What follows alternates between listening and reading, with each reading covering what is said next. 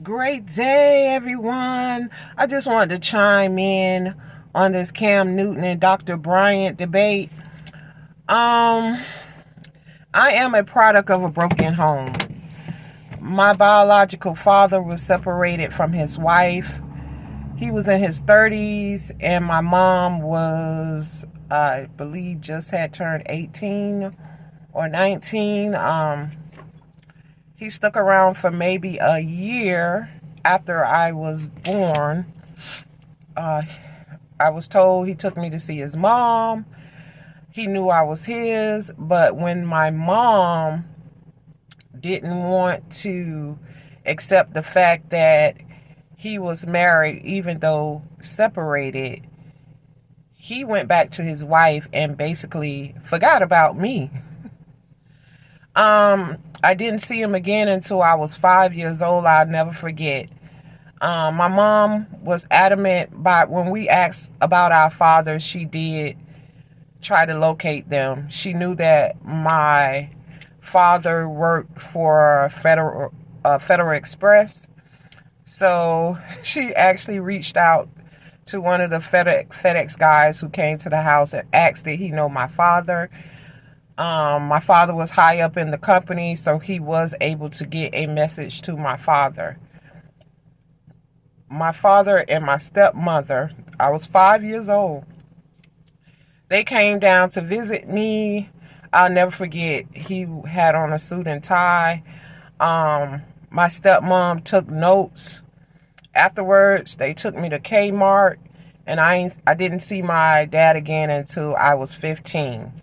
When I was 15, he took me to spend a few weeks with him for the summer. At the end of the summer, he basically told me that I was not his child, that my mom was messing around with his best friend. So, of course, I went back home. I told my mom what was said. She filed for child support because back then, a lot of women filed for child support to get the free blood test. And I never forget being so humiliated because I was, at the time when the blood test came around, I had turned 16. And I had to go to the place, and all these little children in there, babies, toddlers, and here I am, 16, 2 years from being an adult, giving blood tests to prove that I was my father's child. Even after the blood test came back, it was no change in our relationship. It was pretty much, even to this day, in and out my life.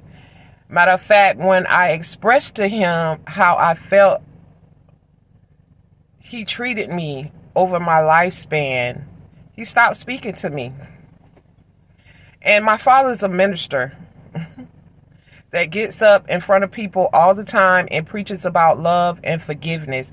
But he does not seem to comprehend the impact of him being in and out of my life had on my life.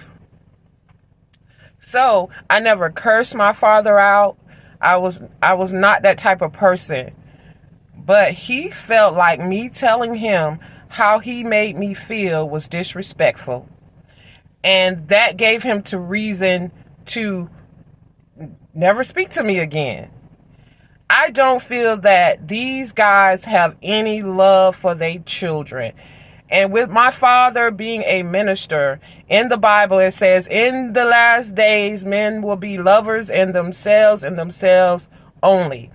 I was bad mouthed. I was portrayed like I was a villain because people did not want to take accountability and responsibility. So I was made out to be a bad person to justify him not being in my life. It's a complete cop-out. I have an older brother and two older sisters that were not perfect in their upbringing. I am no different. The only difference is I was the outside child. So my father looked at me as less valuable.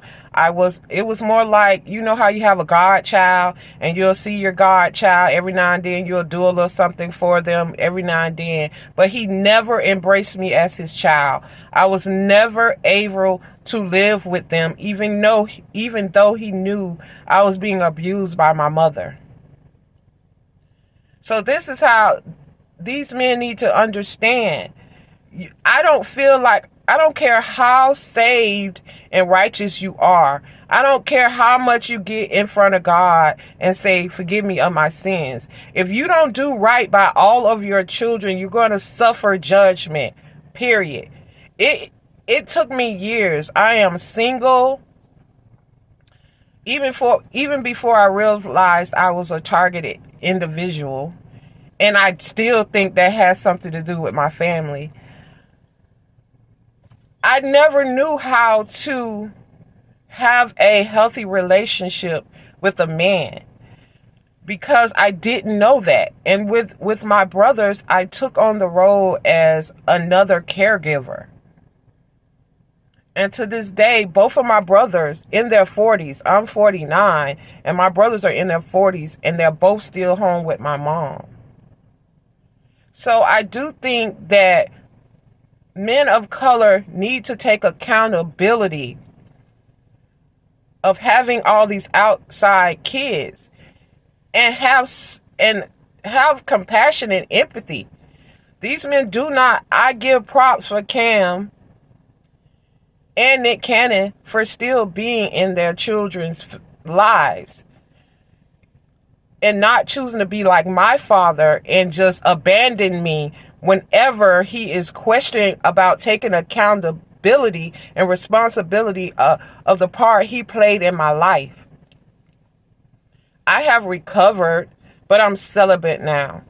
I am in fear of building a relationship with another man because of my past relationship with men in general.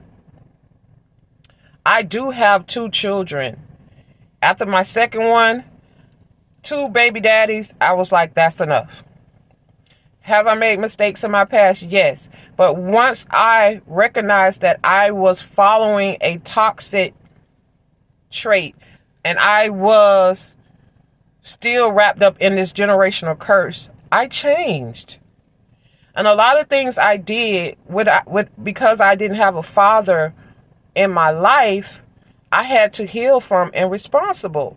Like a lot of women in their younger years, I let men mistreat me.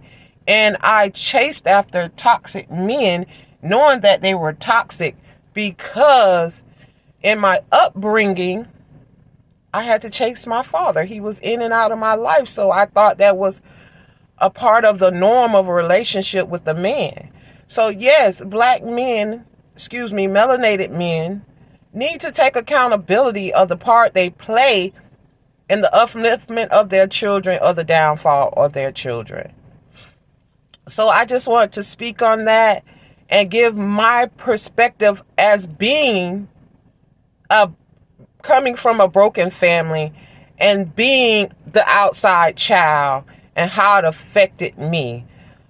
A lot of abandonment issues, trust issues, just overall mental issues, not comprehending, not being able to understand why I was treated the way that I was by my parents.